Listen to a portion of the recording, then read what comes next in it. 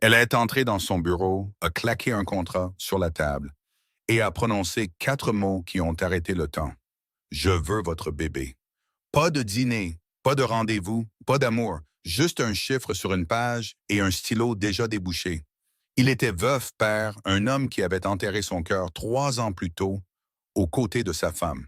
Et elle, c'était Vivienne Cross, la présidente directrice générale la plus redoutée du pays. Personne n'aurait pu prévoir ce qui allait se passer ensuite. Laissez un commentaire avec le nom de votre ville. Dites-moi jusqu'où cette histoire a voyagé. Et si vous êtes nouveau ici, abonnez-vous.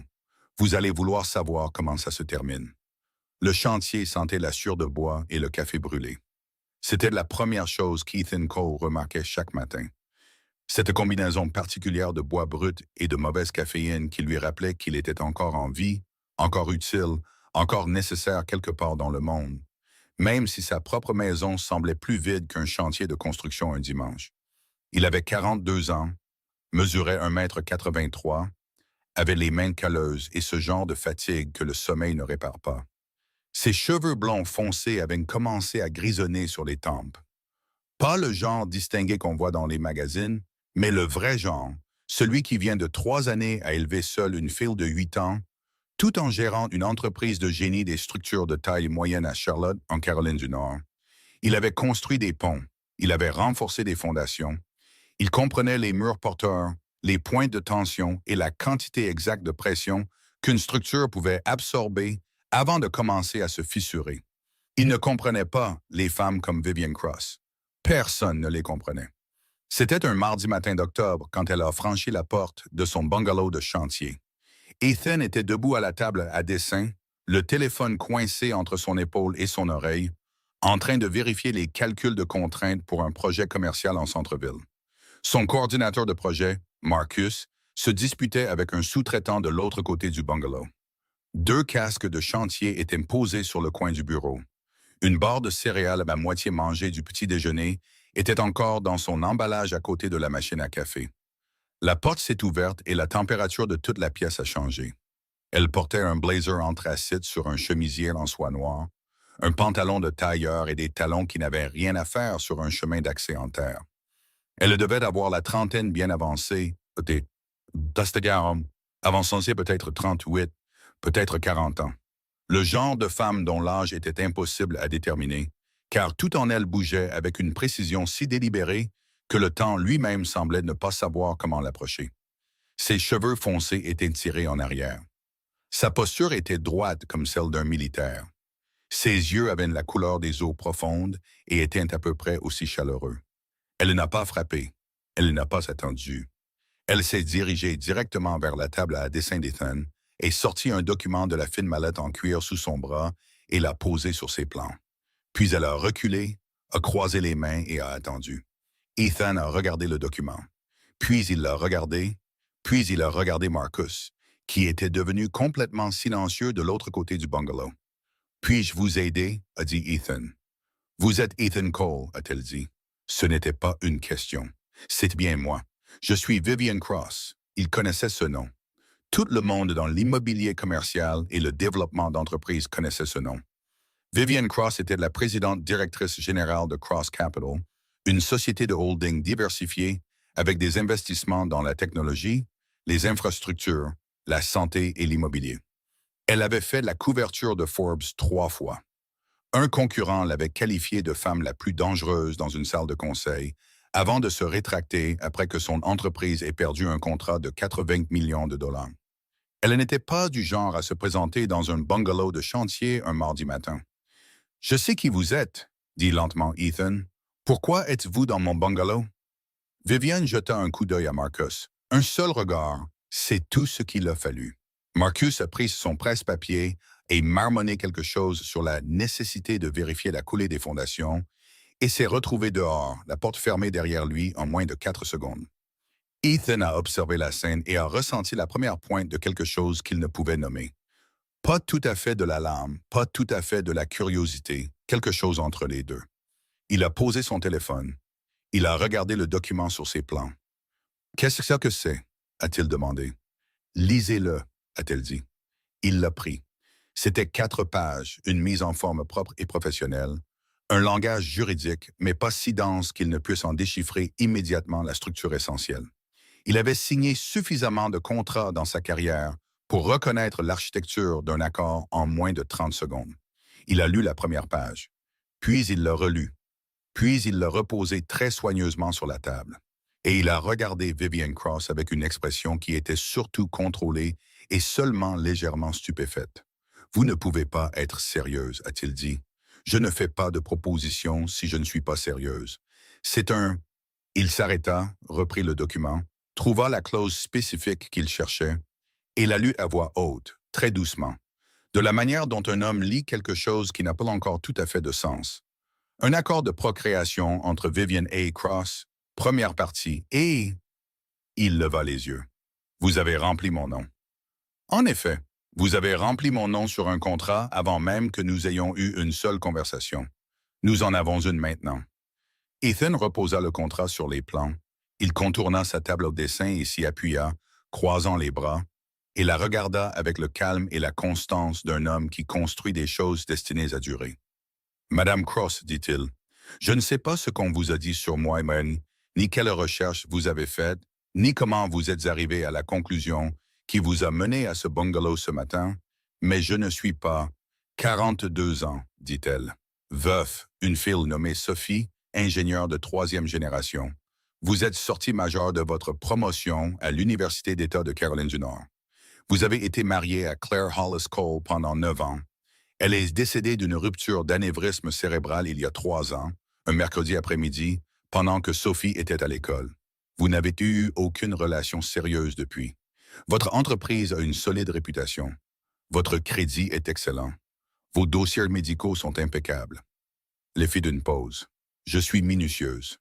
Le silence qui suivit cette récitation était du genre qui remplit complètement une pièce. Ethan ne bougea pas pendant un long moment. Quand il parla, sa voix était calme, mesurée, mais il y avait quelque chose en dessous, une sorte de chaleur contenue. Vous avez fait une vérification de mes antécédents. Je fais des recherches sur toutes mes propositions. Ce n'est pas une proposition commerciale. Tout est une négociation, Monsieur Cole. Pas ça. Il se détacha de la table à dessin et fit 3 pas vers elle. Pas de manière agressive, mais délibérée. Elle ne recula pas. Ce que vous décrivez dans ce document n'est pas un contrat. Ce que vous décrivez, c'est un enfant, une personne, et vous le traitez comme un poste dans un rapport trimestriel. Quelque chose traversa son visage. C'était rapide, presque invisible. Mais Ethan l'a vu parce qu'il était le genre d'homme qui faisait attention aux choses qui bougeaient vite et essayaient de disparaître. « Les termes sont généreux, dit-elle. Une compensation financière pour votre temps. La garde exclusive me reviendrait. Vous n'auriez aucune obligation légale. Je ne veux pas de votre argent. Tout le monde dit ça jusqu'à ce qu'il voie le chiffre. Tournez à la page 3. Ethan dit, « Trouvez-moi la clause qui couvre ce qui arrive à cet enfant quand il a 12 ans et qu'il demande d'où il vient. Montrez-moi le paragraphe qui explique comment un enfant grandit en sachant qu'il a été fabriqué par une présidente directrice générale qui ne voulait pas de la complication d'une vraie relation. » La mâchoire de Vivian se crispa légèrement. Juste assez. Les enfants qui sont bien pourvus. « Ma fille a tout ce dont elle a besoin, » dit Ethan. « Elle a aussi 8 ans et elle dort encore avec les lumières allumées parce qu'elle a peur de ce qui arrive quand les gens qu'elle aime disparaissent. Être pourvu et être aimé ne sont pas la même chose, Madame Cross. Je l'ai appris à mes dépens et je ne vais pas vous aider à l'enseigner à un autre enfant. » Le bungalow était très silencieux. Dehors, un camion faisait marche arrière. Quelqu'un criait à propos des quantités de barres d'armature. La mécanique ordinaire d'une journée de chantier continuait sans se rendre compte que quelque chose d'extraordinaire se passait à l'intérieur d'une boîte en métal de 3,60 m sur 6 avec un mauvais éclairage et un café encore pire. Vivian Cross se tenait très immobile. Pour la première fois depuis qu'elle avait franchi cette porte, elle ne parlait pas. Elle ne pivotait pas. Elle ne déployait pas de contre-arguments avec la précision efficace d'une femme qui se battait pour le sport. Elle était juste là, debout. Et Ethan, qui avait passé 3 ans à apprendre à lire les silences qui comptaient, les silences entre les mots de sa fille quand elle essayait de ne pas pleurer, le silence d'un côté vide du lit, le silence d'une maison qui avait autrefois de la musique. Il reconnut quelque chose dans la qualité du silence de Vivian Cross qui n'avait rien à voir avec la stratégie. C'était le silence de quelqu'un qui est véritablement, profondément fatigué. Il ne dit rien pendant un moment. Puis, contre tout instinct qui lui disait de lui rendre le contrat et de lui montrer la porte, il posa une question qu'il n'avait pas prévu de poser. Depuis combien de temps essayez-vous? Ses yeux s'aiguisèrent. Ce n'est pas pertinent. Alors pourquoi êtes-vous dans mon bungalow au lieu d'une clinique de fertilité? Pas de réponse. Combien d'autres propositions avez-vous faites? Demanda-t-il. Toujours rien. Viviane, il utilisa son prénom. Pas grossièrement, juste simplement. De la manière dont on parle à quelqu'un quand on veut qu'il comprenne qu'on s'adresse à la personne, pas au titre. Je ne demande pas ça pour être cruel. Je le demande parce que personne n'entre dans le lieu de travail d'un étranger avec un document juridique de 4 pages, à moins d'avoir déjà épuisé toutes les autres options. Et j'essaie de comprendre ce dont vous avez réellement besoin. Ce qui se passa sur son visage à ce moment-là fut quelque chose auquel Ethan repenserait plus tard. Pas immédiatement, mais plus tard, de la manière silencieuse dont les choses importantes travaillent en vous après coup. C'était comme regarder un mur très bien construit, enregistré juste une seconde, qu'il pourrait y avoir une fissure quelque part. Elle détourna le regard de lui pour la première fois depuis son entrée. Les termes ont été conçus pour être équitables, dit-elle. Sa voix était toujours stable, mais quelque chose dans la cadence avait changé. Une fraction, une fissure capillaire. Ils ont été conçus pour paraître équitables, dit Ethan. Il y a une différence. Elle ramassa le contrat sur la table. Elle le redressa. Elle le regarda un instant. Juste un temps de trop pour une femme qui prétendait que c'était purement transactionnel. Et puis, elle le glissa de nouveau dans sa maillette en cuir. « J'ai gaspillé votre matinée, dit-elle. » Vous n'avez rien gaspillé. Ethan se dirigea vers la machine à café. C'était un café horrible. Tout le monde dans son équipe s'en plaignait. Mais il était chaud et il était là. « Vous voulez une tasse? » Elle cligna des yeux. « Pardon? » »« Du café. » Il souleva la cafetière. « Il n'est pas bon, je vous le dis d'emblée, mais il est là et le café descend le plus proche est à 6 kilomètres sur la route. Et on dirait que vous avez fait un long trajet ce matin pour une conversation qui ne s'est pas déroulée comme vous l'aviez prévu. » Alors là, elle le fixa de la manière dont les gens fixent quelque chose qui n'a pas de sens. « Vous m'offrez du café, dit-elle. »« Oui, après que je sois venu ici avec un contrat, m'offrant de me payer pour être le père de votre enfant. » Ouais, il versa 2 tasses. Je sais ce qui vient de se passer. Vous voulez de la crème? Je n'en ai pas, mais je peux demander à Marcus d'aller à la station de service. Une longue pause. Noir, c'est bien, dit-elle. Il lui tendit de la tasse. Elle la prit. Elle la tint à 2 mains. Pas comme une présidente directrice générale tient un café de salle de conférence, l'utilisant comme un accessoire, l'inclinant au bon angle de caméra, mais comme une personne tient quelque chose de chaud quand elle a froid dans des endroits qu'elle ne peut expliquer. Il se tenait de part et d'autre de la table à dessin, et Ethan la regarda prendre une longue gorgée du pire café du comté de Mecklenburg, et quelque chose dans son expression changea. Michel, de la même manière qu'une pièce change quand quelqu'un ouvre une fenêtre. Pas du soulagement, pas exactement, mais quelque chose d'adjacent. Dites-moi quelque chose, dit Ethan doucement. Pas pour le contrat, pas pour la négociation, juste dites-moi quelque chose de vrai. Elle le regarda par-dessus le bord de la tasse. Que voulez-vous savoir? Pourquoi moi, dit-il. Vos recherches étaient approfondies. Vous connaissez mon histoire. Vous savez que je suis veuf. Vous savez que j'ai une fille qui est encore en deuil. Pourquoi apporter une proposition comme celle-ci à quelqu'un qui a déjà traversé une perte? La plupart des gens qui essaient de garder les choses simples trouveraient quelqu'un sans antécédents affectifs, sans passé émotionnel compliqué. Pourquoi venir ici? Les questions flottaient dans l'air entre eux. Vivien posa la tasse de café. Elle le regarda longuement et pendant 1 seconde, la présidente directrice générale disparut. Pas de la femme, pas de la compétence, pas de la perspicacité, mais l'armure sous l'armure. Cette distance professionnelle qui était toujours la première chose que l'on remarquait chez une personne comme Vivian Cross. Elle s'amincit. Parce que le projet scolaire de votre fille a été publié dans une revue d'architecture, dit-elle. Ethan fronça les sourcils. Le projet de carte des étoiles de Sophie. Elle a cartographié la distribution de la charge structurelle d'un pont dans le cadre d'un projet scientifique scolaire en utilisant vos outils de dessin. Apparemment, son professeur a soumis le projet à une revue régionale de sciences, technologie, ingénierie et mathématiques pour les collégiens. Viviane fit une pause. L'article comprenait une section où Sophie décrivait pourquoi elle aimait l'ingénierie. Elle a dit, un souffle à peine perceptible. Elle a dit qu'elle l'avait appris en regardant son père construire des choses destinées à soutenir les gens quand le sol se dérobait sous leurs pieds. Le bungalow était silencieux. J'ai lu ça 3 fois, dit Vivian, et puis j'ai demandé à mon équipe de faire des recherches sur vous. Ethan ne dit rien. Je sais comment ça sonne, dit-elle doucement. Pas en s'excusant. Vivian Cross ne s'excusait pas facilement. C'était déjà clair, mais avec une précision qui reconnaissait le poids de la chose qu'elle admettait. Je sais que ça semble calculé, et je ne prétendrai pas que la recherche ne l'était pas, mais la raison pour laquelle je suis venu ici, elle s'arrêta. Elle reprit la tasse de café, la regarda. J'ai 39 ans, dit-elle. J'ai eu 2 fausses couches. La dernière remonte à 14 mois, et le médecin en qui j'ai le plus confiance m'a dit que ma fenêtre de tir est très courte et que le stress est le principal facteur qui joue contre moi.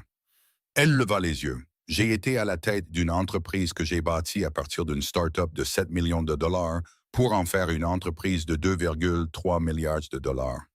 J'ai déjoué des concurrents qui avaient 3 fois mes ressources. Jamais dans ma vie professionnelle d'adulte, je ne suis entré dans une négociation sans la gagner. Elle posa la tasse. Et je ne peux pas faire en sorte que cette seule chose se produise, dit-elle. Je ne peux pas l'ingénierer. Je ne peux pas la stratégiser. Je ne peux pas l'acquérir, ni la mettre à profit, ni la structurer assez correctement pour que ça marche. Et je suis... Elle s'arrêta de nouveau. Un arrêt plus brusque cette fois, comme une femme qui se rattrape au bord de quelque chose. Vous avez peur, dit Ethan. Je n'ai pas l'habitude de perdre. Ce n'est pas que j'ai dit. Elle croisa son regard. Non, dit-elle. Et je l'ai peur dehors, quelqu'un a fait tomber un outil. Du métal sur du béton. Un impact sec et net suivi de jurons et de rires de 2 gars qui travaillaient sur la même section depuis 6 heures du matin. Le monde ordinaire continuait. À l'intérieur du bungalow, Ethan Cole regardait Vivian Cross, cette femme terrifiante, brillante, blindée, qui était entrée dans son espace de travail avec un document juridique et le désespoir contrôlé de quelqu'un qui s'était battu seul si longtemps qu'il avait oublié ce que c'était de ne pas le faire. Il pensa à Sophie. Il pensa à Claire. Il pensa au poids spécifique de porter seul quelque chose d'important et à la façon dont ce poids changeait de forme avec le temps. La façon dont il ne devenait pas plus léger, mais dont les bords s'usaient jusqu'à ce qu'il s'adapte à votre corps comme s'il avait toujours été là, jusqu'à ce que vous oubliez qu'il y avait eu une version de vous qui ne le portait pas. Le contrat, dit-il, emportez-le. Sa posture changea, se préparant au renvoi. Pas parce que je vais le signer, dit-il, mais parce que je veux que vous le relisiez ce soir seul, et je veux que vous remarquiez ce qu'il ne dit pas. Il ne dit rien sur ce que vous voulez vraiment. Il spécifie des livrables. Il décrit des termes financiers, des protections juridiques et des cadres de garde. Mais il ne dit pas un seul mot sur ce que vous voulez que cet enfant ressente. Il fit une pause. C'est la partie que vous devez d'abord comprendre. Elle le fixa. J'ai une réunion de génie des structures à 14 heures, dit-il. Et ma fille a un projet scientifique à rendre vendredi qui implique une maquette de pont suspendu et environ 18 mètres de fil. C'est ma vie. Ce n'est pas simple et ce n'est pas sans complications. Mais il y a une chose que je sais avec une certitude absolue. Qu'est-ce que c'est? Demanda-t-elle. L'élément porteur, ce n'est pas l'argent, dit-il. Ça ne l'est jamais. Vivien ramassa sa maillette. Elle y remit le contrat. Elle lissa le revers de son blazer d'une main. Un petit geste précis qu'Ethan reconnut, après une vie à observer les gens, comme une façon de se réinitialiser, de reconstruire la surface. Elle se dirigea vers la porte. Elle s'arrêta, la main sur la poignée. Elle ne se retourna pas.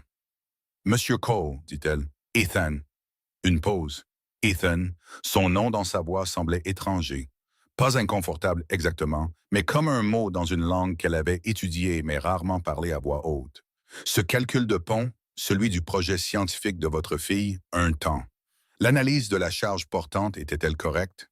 Il sentit quelque chose bouger dans sa poitrine, quelque chose de calme et d'inattendu, comme une porte bougeant sur des gonds qui n'avaient pas été utilisés depuis un moment. Chaque chiffre, dit-il. Elle l'a vérifié 4 fois. Vivian Cross ouvrit la porte du bungalow. L'air d'octobre entra. Elle sortit sans un mot de plus, et Ethan Cole se tint au milieu de son bungalow de chantier, à côté d'une tasse de café horrible et des plans sur lesquels reposait un document juridique de 4 pages, et comprit que quelque chose venait de se passer en cette matinée ordinaire de mardi qui allait être considérablement plus difficile à calculer que n'importe quel problème de charge portante sur lequel il avait jamais travaillé. Il regarda la porte longtemps après qu'elle fût partie. Puis il prit son téléphone. Il avait une réunion à 14 heures et Sophie avait besoin de fil pour le pont suspendu. Il avait des choses à faire, mais il resta là un instant de plus. Juste un instant de plus. Parce que certains silences, il l'avait appris, méritaient un peu d'espace avant de les remplir à nouveau avec la journée ordinaire. Puis il se remit au travail. 3 jours passèrent. Ethan ne pensait pas à elle. C'est ce qu'il se disait.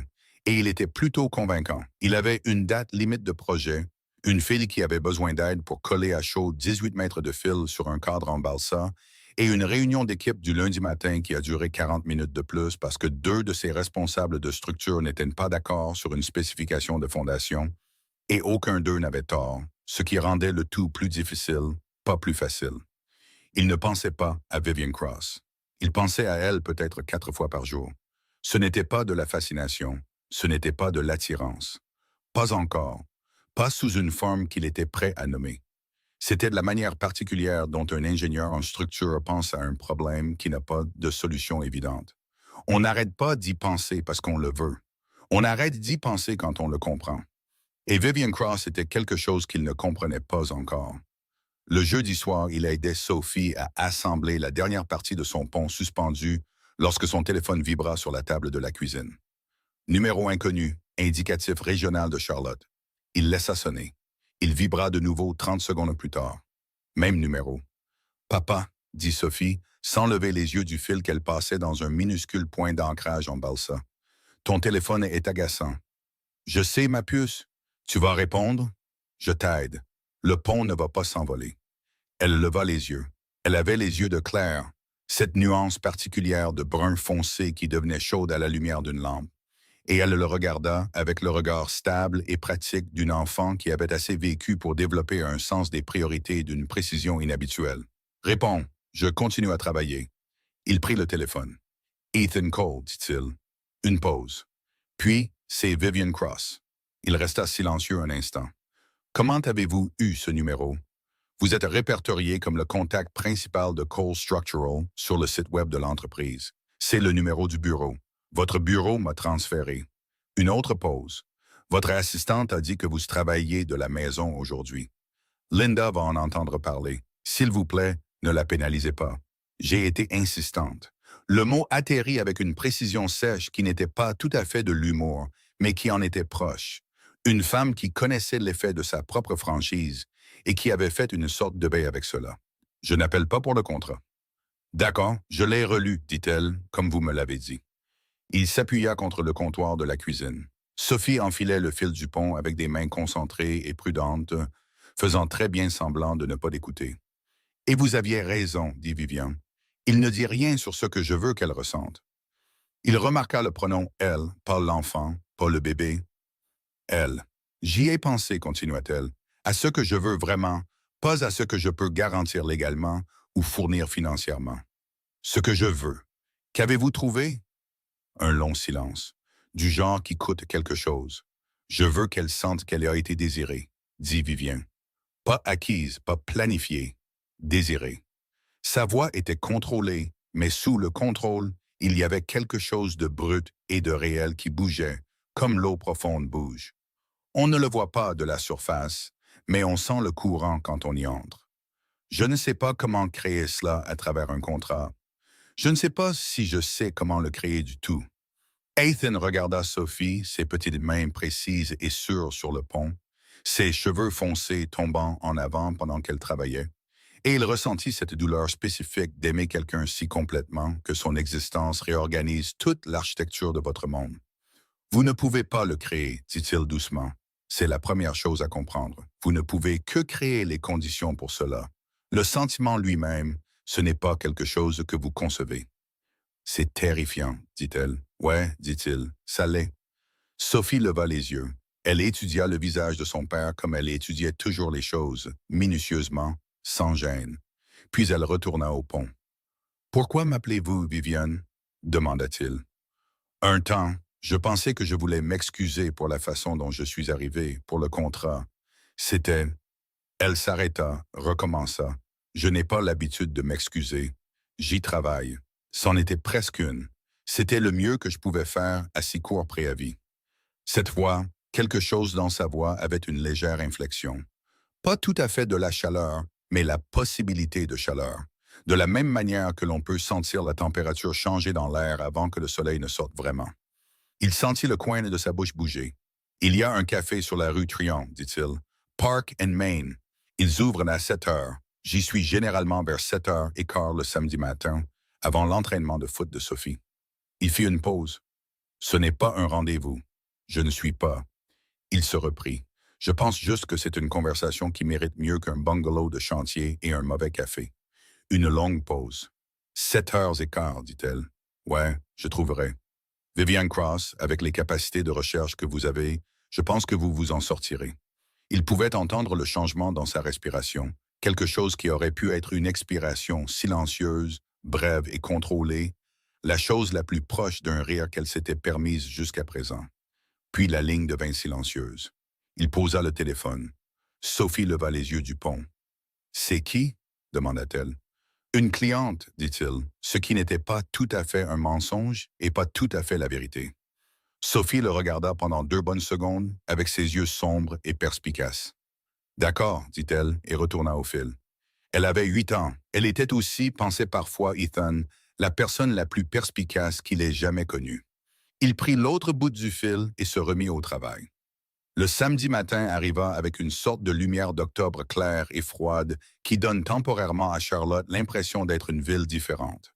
Plus nette, plus propre, plus définie que d'habitude.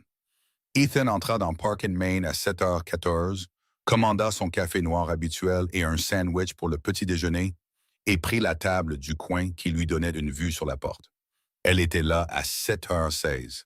Elle portait un jean, des lavages foncés, bien coupés, un pull couleur crème sous un manteau camel. Ses cheveux étaient lâchés. Il ne les avait vus que tirés en arrière auparavant. La version PDG, l'architecture d'entreprise d'une femme qui contrôlait toutes les variables qu'elle pouvait contrôler. Avec ses cheveux lâchés, elle avait l'air différente. Pas plus jeune exactement, juste plus proche de la surface, moins de distance entre ce qu'elle présentait et ce qu'elle était réellement. Elle commanda au comptoir. Elle ne regarda pas la salle pendant qu'elle attendait. Elle se tenait très immobile, regardant un point fixe sur le mur derrière la caisse. Et Ethan reconnut cette immobilité pour ce qu'elle était. Pas calme, mais contenue. Elle apporta son café à la table et s'assit en face de lui. « Vous avez l'air différente, » dit-il. « Je ne travaillais pas. Est-ce une nouvelle expérience? » Elle enroula ses 2 mains autour de la tasse. « Plus nouvelle que j'aimerais l'admettre. » Ils restèrent avec ça un moment. Dehors, un couple passa avec un chien. Un étudiant à vélo contourna une camionnette de livraison garée.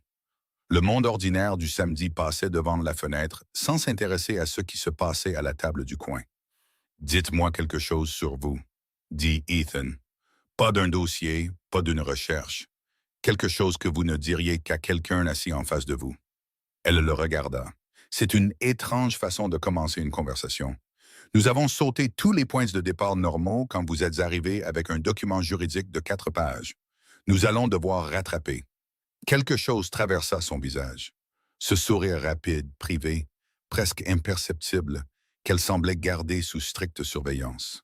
« Juste, » dit-elle. Elle baissa les yeux sur son café.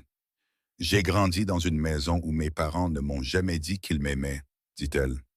Non pas qu'ils ne le faisaient pas, je crois qu'ils le faisaient, mais ce n'était pas quelque chose qui se disait. On prouvait sa valeur par la performance. On montrait son amour par les résultats. Elle fit une pause. J'avais 12 ans avant de comprendre que d'autres familles fonctionnaient différemment. Ça explique beaucoup de choses, dit Ethan. Ça explique tout, dit-elle sans apitoiement, juste avec précision. Quand on grandit en apprenant que la valeur se démontre par la production, on construit toute une vie autour de la production, et puis un jour, on a 39 ans, et la seule chose qu'on veut le plus au monde est quelque chose qui ne peut pas être produit. Elle leva les yeux. C'est un type d'humiliation très spécifique, ou une leçon très spécifique. Je ne suis pas doué pour les leçons, j'ai remarqué. Elle sourit presque à nouveau. Celui-ci se rapprocha un peu plus de la surface. Et vous? Dit-elle. Dites-moi quelque chose. Il y réfléchit. Pas la réponse facile, pas l'histoire de surface. Il pensa à ce qui était vrai. Quand Claire est morte, dit-il lentement, le plus dur n'a pas été le deuil. Le deuil était terrible. Mais le deuil a une forme. Il vous traverse comme le temps qu'il fait. Le plus dur, c'était le silence. Pas le calme d'une maison vide, mais le silence spécifique de n'avoir personne qui me connaissait assez bien pour me remettre à ma place. Il tourna sa tasse de café dans ses mains. Claire était la seule personne que j'ai jamais connue qui pouvait me regarder quand je faisais l'idiot et me le dire d'une manière que j'entendais vraiment. Et quand elle est partie, j'ai juste dérivé un peu pendant un moment. Il n'y avait plus personne qui connaissait toute l'histoire. Viviane était silencieuse. Sophie aide, dit-il. Être son père, ça m'ancre d'une manière dont je ne savais pas que j'avais besoin d'être ancré. Mais c'est différent. Elle a besoin que je sois stable pour elle. Ce n'est pas à elle de me tenir responsable. Il fit une pause. Je suis seul depuis 3 ans d'une manière qui n'a rien à voir avec le fait qu'il y ait des gens autour. Elle le regarda longuement. Vous me décrivez, dit-elle doucement. Je sais, sauf que je l'ai choisi. L'avez-vous vraiment fait? Elle ouvrit la bouche, la referma, regarda par la fenêtre. Je ne sais pas, dit-elle. Je me le suis dit pendant longtemps. Ils restèrent ainsi un moment, sans combler le silence, juste assis dedans, de la manière dont deux personnes s'assoient quand elles ont toutes deux dit quelque chose de vrai et qu'il n'y a rien à ajouter qui pourrait l'améliorer. Puis Vivien dit « Parlez-moi d'elle, de Sophie ». Et quelque chose dans la poitrine d'Ethan bougea. Cette chaleur involontaire spécifique qui se produisait chaque fois que quelqu'un posait des questions sur sa fille avec un intérêt sincère plutôt qu'une curiosité polie.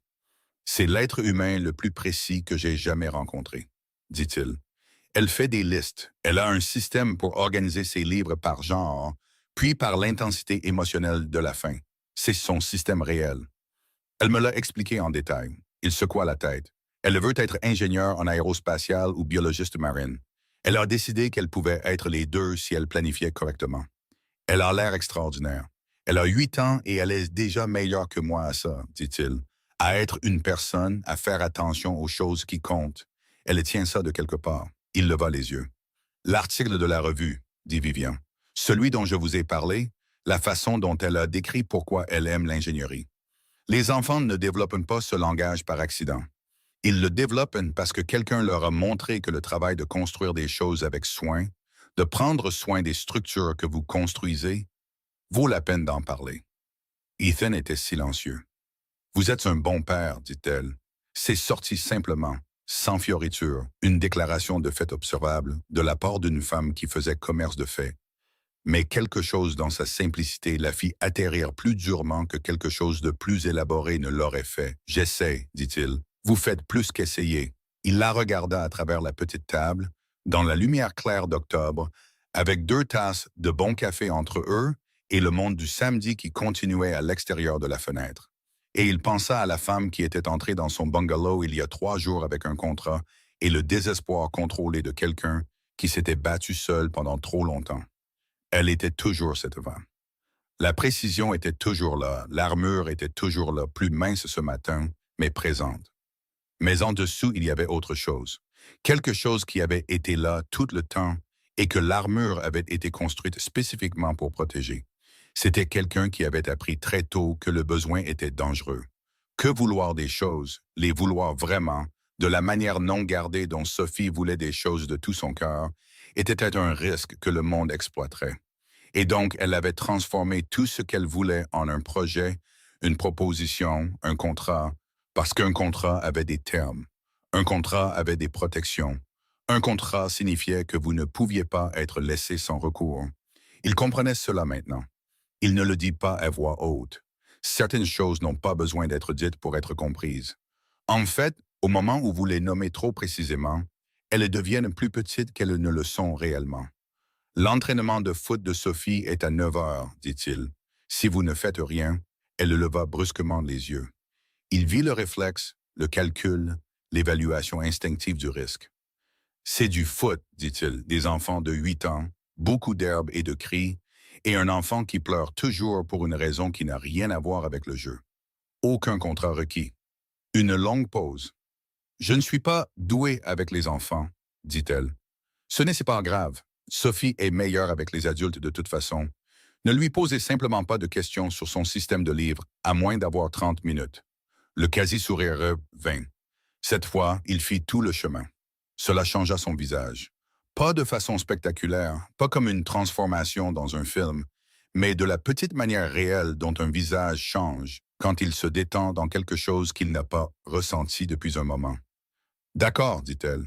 D'accord, je viendrai au foot. Il hocha la tête, prit son café. Pour ce que ça vaut, dit-il, c'est meilleur que le café de mardi. Presque tout le serait. Vrai. Ils finirent leur tasse et sortirent de Park and Main dans la matinée claire et froide d'octobre, ensemble. Sans se toucher, pas proches, juste deux personnes se déplaçant dans la même direction pour aucune raison plus compliquée que le fait que la direction avait du sens en ce moment. Et Ethan Cole, qui comprenait les structures porteuses et la quantité précise de pression qu'une chose pouvait absorber avant de changer de forme, pensa à ce que Vivienne avait dit au téléphone 3 nuits auparavant. Je veux qu'elle sente qu'elle a été désirée, pas acquise, pas planifiée. Désirée. Il pensa à ce mot, désirée.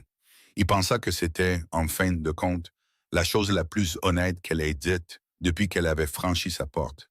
Et il pensa que l'honnêteté, chez une personne qui avait passé des années à construire des murs contre elle, n'était pas une petite chose.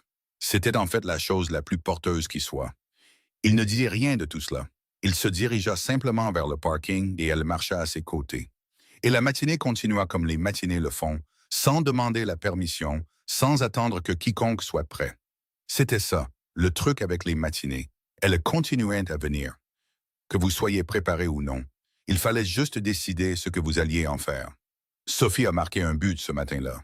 Ce n'était pas un but particulièrement élégant.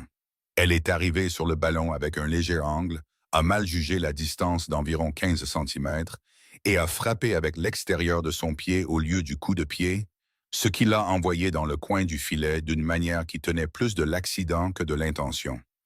Mais il est entré et Sophie s'est retournée, les bras écartés et le visage grand ouvert dans la joie simple que les enfants de 8 ans portent si naturellement et que les adultes passent un temps d'effort à essayer de retrouver.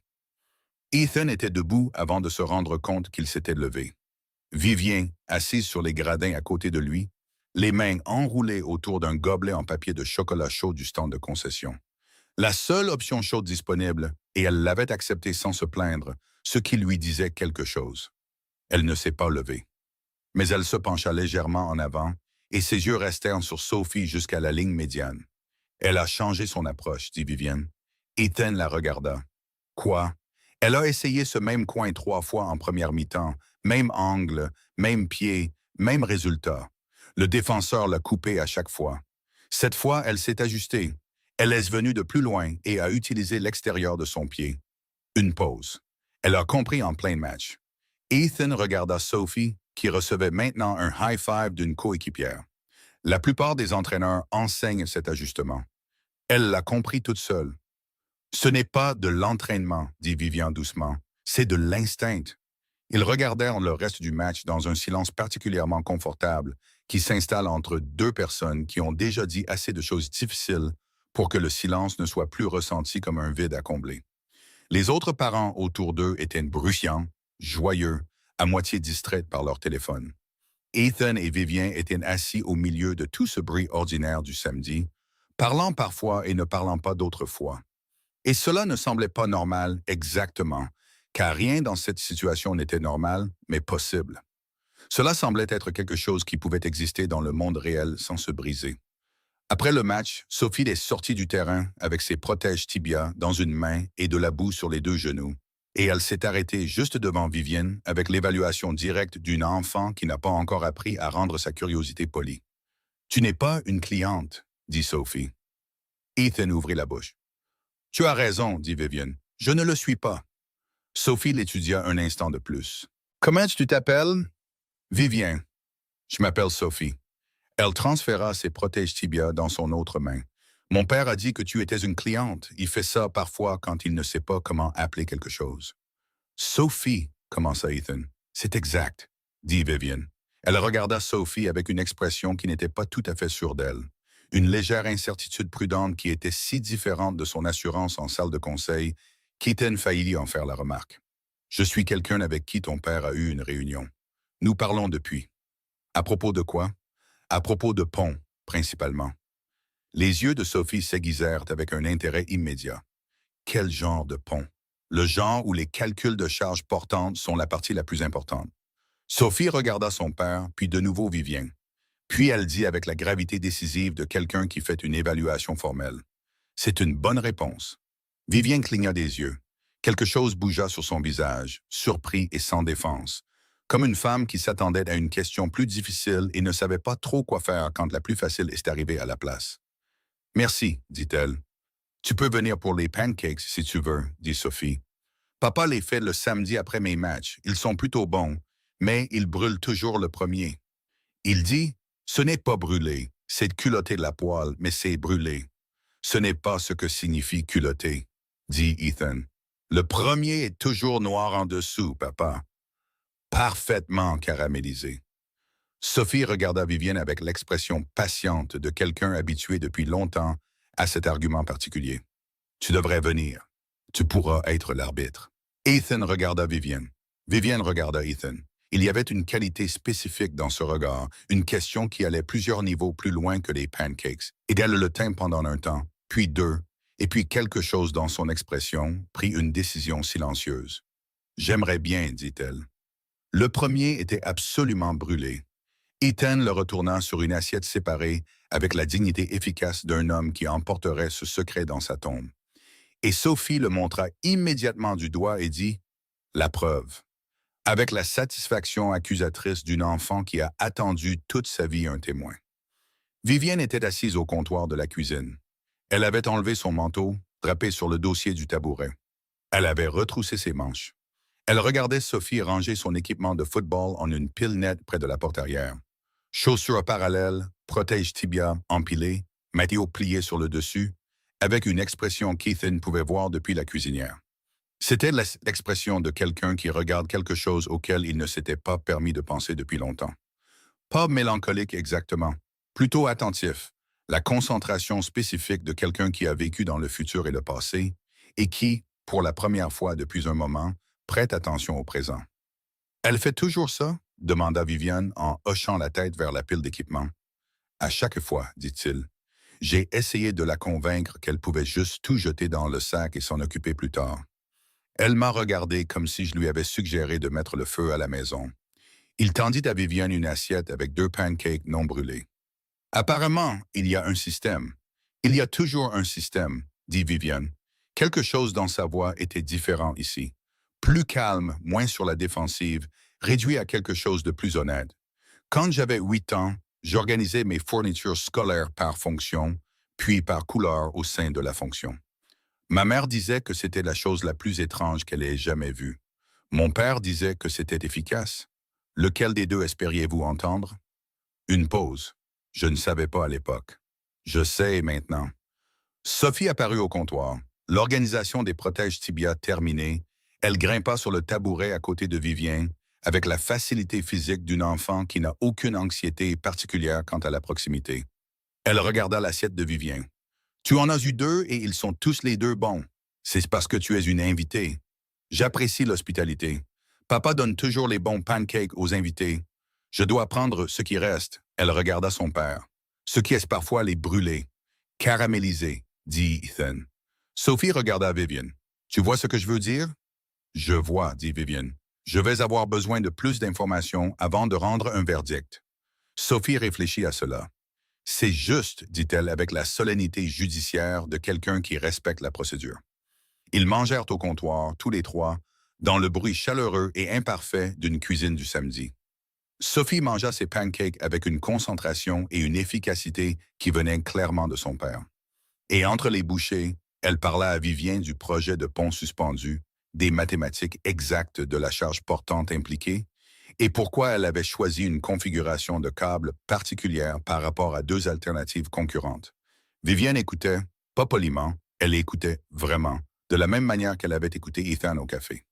Avec toute son attention concentrée, elle posait des questions, de bonnes questions, spécifiques, structurelles, du genre de celles qui viennent de quelqu'un qui comprend les principes sous-jacents et qui est sincèrement intéressé par la façon dont une enfant de 8 ans les a abordés. Sophie répondit à cela de la même manière que toutes les personnes véritablement passionnées répondent à un intérêt sincère. Elle s'ouvrit comme une fenêtre dans une pièce qui avait été fermée trop longtemps. Ethan se tenait légèrement en retrait, se resservant du café, et regardait ces deux personnes, sa fille et cette femme qu'il connaissait depuis moins de 2 semaines, parler de distribution de charges et de tension des câbles, avec l'intensité facile des gens qui partagent une fréquence. Et il sentit quelque chose bouger dans sa poitrine auquel il n'était pas préparé. Pas romantique, pas encore, juste de la reconnaissance. Le sentiment spécifique de voir quelque chose se mettre en place que vous ne saviez pas être désaligné. Après le petit déjeuner, Sophie dit « Je veux te montrer quelque chose » à Vivienne. Et Vivienne dit « D'accord », avec une promptitude qui l'a surpris elle-même, pensa-t-il.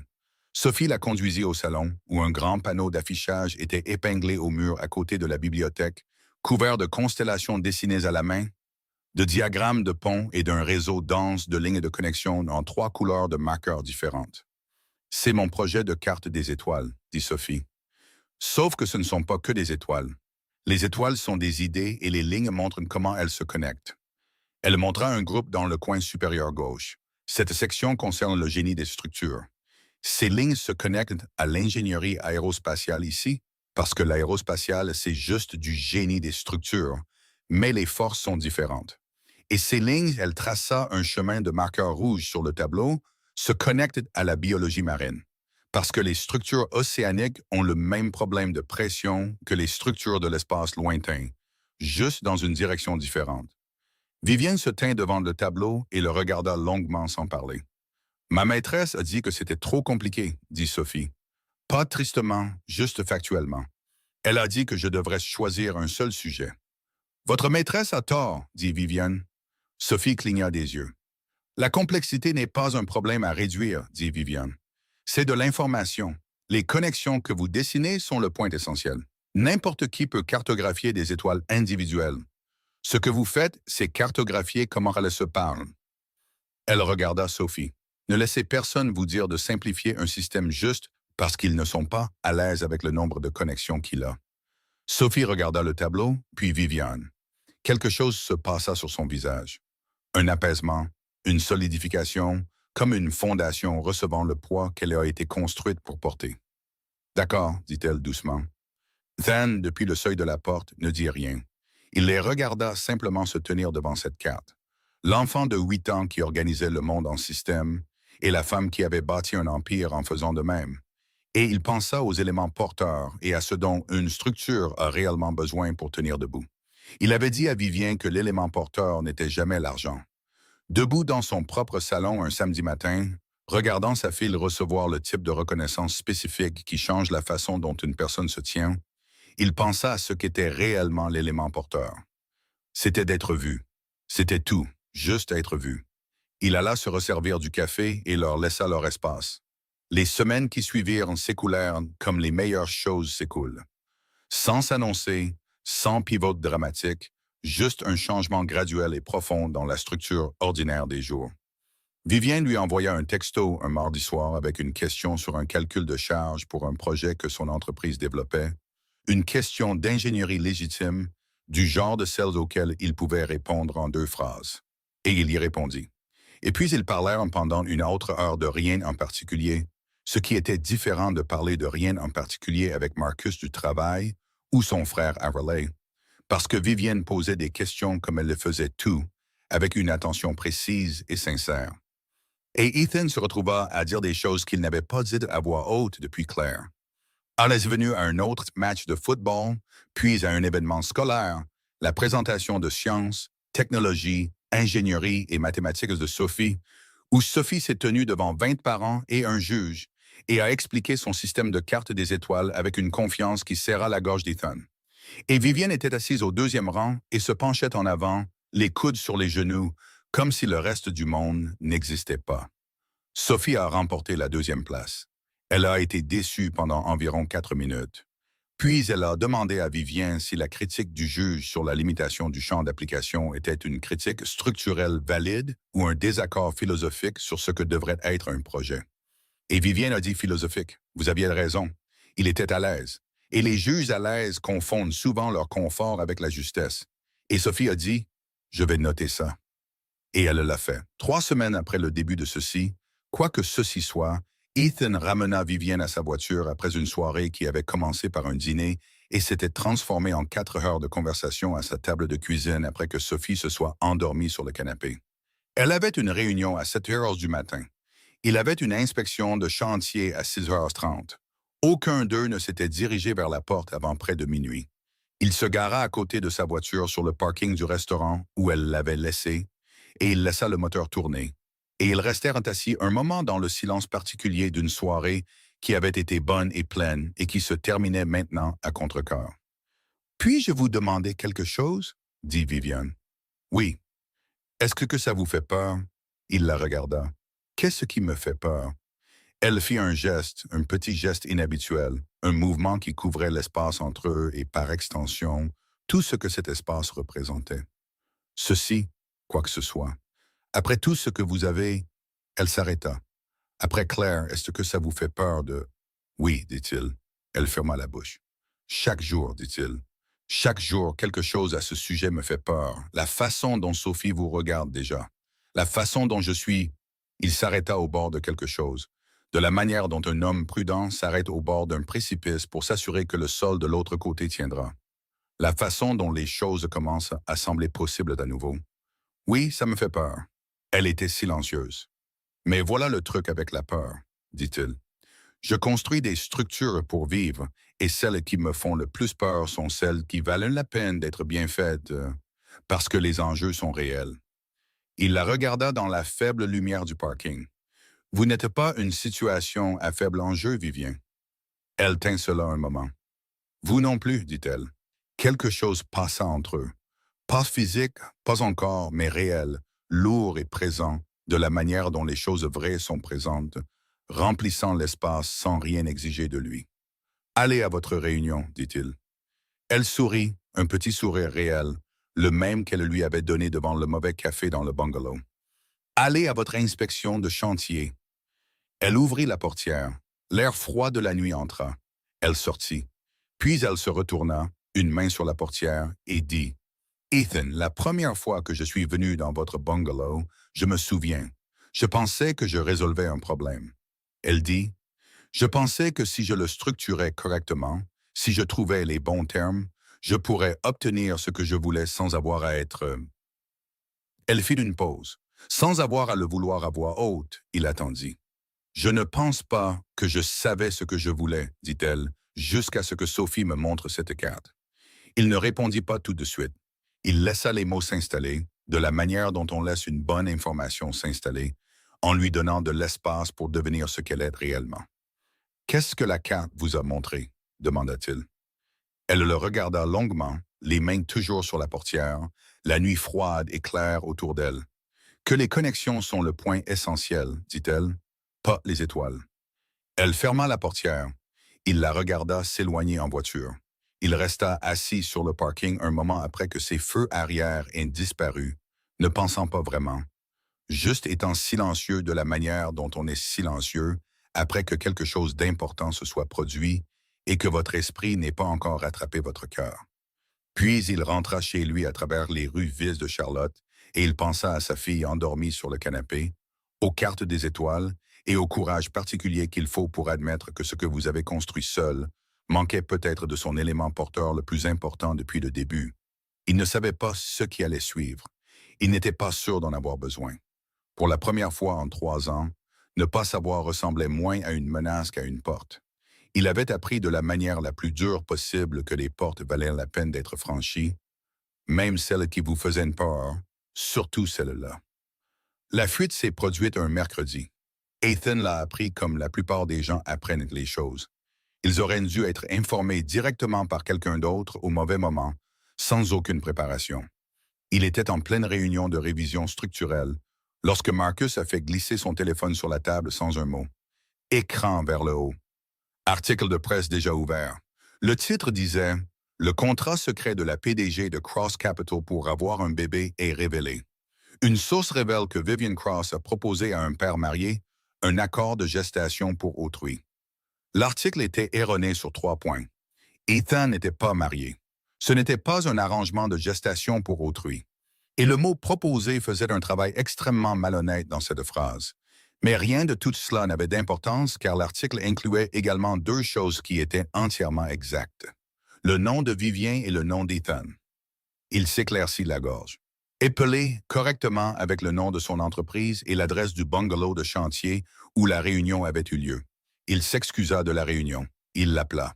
Ça sonna 4 fois et tomba sur la messagerie vocale. Il essaya de nouveau. Même résultat. Il envoya un texto. « Appelle-moi quand tu pourras. J'ai vu. » Puis il s'assit dans son camion sur le parking de son propre immeuble de bureau et lut l'article 2 fois, lentement, de la manière dont il lisait tout ce qui avait des implications structurelles, cherchant d'où venait réellement le poids. L'article citait une source proche de la direction de Cross Capital. Il incluait des détails qui ne pouvaient provenir que de quelqu'un ayant accès à l'agenda de Vivien, à son dossier médical privé et aux communications internes de l'entreprise. Il faisait référence à ces fausses couches avec le détachement clinique spécifique d'un document qui avait été écrit pour un maximum de dégâts et un minimum de responsabilité. Quiconque avait fait cela n'avait pas été négligent. Ils avaient été précis. Son téléphone sonna 40 minutes plus tard. Numéro inconnu, différent de celui qu'elle avait utilisé auparavant. « J'utilise un autre téléphone », dit-elle avant qu'il ne puisse parler. Sa voix était stable. La stabilité de quelqu'un qui a été entraîné à être stable sous le feu et qui est actuellement en feu. « Ça va? »« Je gère, Vivien. Ça va? » Une pause qui dura juste assez longtemps pour être honnête. « Non, dit-elle. Ça ne va pas. »« Où es-tu? »« Mon bureau. J'ai mon équipe juridique dans la salle de conférence et mon directeur de la communication rédige une réponse et le président de mon conseil d'administration a appelé il y a 17 minutes pour exprimer son inquiétude dans le langage spécifique et prudent qui signifie qu'il décide s'il doit être loyal ou prudent. Elle expira. J'ai 11 appels manqués de journalistes. Mon assistant a arrêté de compter après 15. L'article a des faits erronés, dit Ethan. 3 évidents. Ça compte. Ça ne compte pas autant que les faits qu'il a corrects. Il ne contesta pas cela car elle avait raison. De quoi as-tu besoin? Une autre pause. De qualité différente cette fois. Pas contrôlé, pas stable, pas stratégique. Juste une personne au bord de quelque chose, essayant de savoir dans quelle direction faire un pas. Je ne sais pas, dit-elle. Je n'ai jamais eu besoin de rien dans une situation comme celle-ci. Je suis généralement celle que les autres appellent. D'accord, dit-il. Alors voilà ce qui va se passer. Tu vas laisser ton équipe juridique faire son travail, car c'est pour ça qu'ils sont là.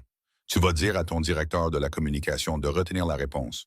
N'envoie rien pour l'instant. Et ce soir, quand le bâtiment se videra, tu vas m'appeler et me dire ce qui s'est réellement passé avec celui qui a fait fuiter ça.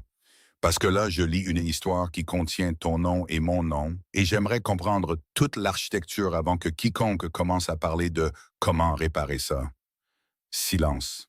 On dirait d'un ingénieur, dit-elle. Je suis un ingénieur. Quelque chose changea dans sa respiration. Pas du soulagement. Elle n'en était pas encore là, mais quelque chose qui pointait dans cette direction. Ethan, l'article mentionne Sophie. Sa mâchoire se crispa. Je l'ai vue. Une ligne. Juste que vous avez une fille. Ils ne l'ont pas nommée. Je sais. S'ils vont plus loin, alors nous nous en occuperons quand ça arrivera, dit-il avec un calme qu'il dut travailler. Pour l'instant, rien ne l'a touchée. Elle est à l'école. Elle va bien. Concentrons-nous sur ce qui se passe réellement avant de catastropher ce qui pourrait arriver. Je ne suis pas en train de catastropher. Vous avez parlé de catastrophe dans les 30 premières secondes. Un temps. Je suis une processeur rapide, j'ai remarqué. Il fit une pause. Retiens la déclaration. Appelle-moi ce soir. Elle appela à 9h15. Sophie dormait déjà, ayant passé la soirée complètement inconsciente que son nom avait été adjacent à une nouvelle nationale. Elle était plutôt concentrée sur un livre de chapitres sur une fille qui découvre qu'elle peut communiquer avec les systèmes structurels des bâtiments, ce qui était soit le livre le plus Sophie qui soit un signe qu'Ethan devait diversifier sa liste de lecture. Il était dans la cuisine avec un verre d'eau et l'article affiché sur son ordinateur portable quand Viviane appela. Parle-moi de Daniel Rhee, dit-il dès qu'elle répondit. Une pause. Vous avez fait vos propres recherches. Je suis à la maison depuis 3 heures avec une connexion Internet fonctionnelle et une raison de l'utiliser. Il avait passé l'après-midi à enquêter sur le paysage concurrentiel de Cross Capital, se concentrant sur les récents litiges contractuels et les mouvements de corps. Daniel Rhee, président-directeur général de Rhee Holdings, principal concurrent de Cross Capital dans le secteur des infrastructures du Sud-Est, avait perdu 2 contrats majeurs au profit de Cross Capital au cours des 18 derniers mois. Des rumeurs dans la presse économique faisaient état d'une tentative d'acquisition hostile que Vivien avait bloquée par une série de manœuvres qui avaient laissé Rhee publiquement humilié et secrètement furieux. Il a le mobile et l'accès. Il a un de mes anciens employés, dit Viviane. Quelqu'un de mon bureau d'assistance à la direction. Elle est partie il y a 6 mois. Je ne savais pas qu'elle avait des copies de mes dossiers médicaux. Ils auraient dû être sur un serveur sécurisé, pas à un endroit où elle aurait pu les atteindre. Une pause. Mon équipe juridique est déjà en train de monter le dossier. L'accès non autorisé aux dossiers médicaux est une violation de la vie privée fédérale. Nous pouvons le poursuivre au pénal. Bien, dit Ethan. C'est une partie du problème. Quelle est l'autre partie? Que voulez-vous dire?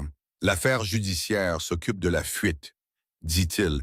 C'est la réparation structurelle, mais il y a une autre partie. La partie où vous décidez comment vous positionnez publiquement, quelle part de vous-même vous leur laissez voir. Elle était silencieuse. Votre directeur de la communication veut rédiger un démenti, dit-il. Ce n'était pas une question, une déclaration contrôlée. Ne rien reconnaître de substantiel. Nier la formulation. Rediriger vers l'exposition juridique de Rhee. C'est ce que vous voulez faire? C'est ce qui fonctionne. Est-ce que ce que vous voulez faire? Un silence plus long. Ce que je veux faire, dit-elle prudemment, et ce qui est stratégiquement judicieux sont 2 choses différentes. Dites-moi ce que vous voulez faire. Elle ne répondit pas immédiatement. Il attendit. Une des choses qu'il avait fini par comprendre à propos de Vivian Cross au cours de ces semaines de conversation, de samedi matin et de dîners à la table de la cuisine qui se prolongeaient après minuit, c'est que ces silences n'étaient pas de l'évasion. Ils étaient du traitement.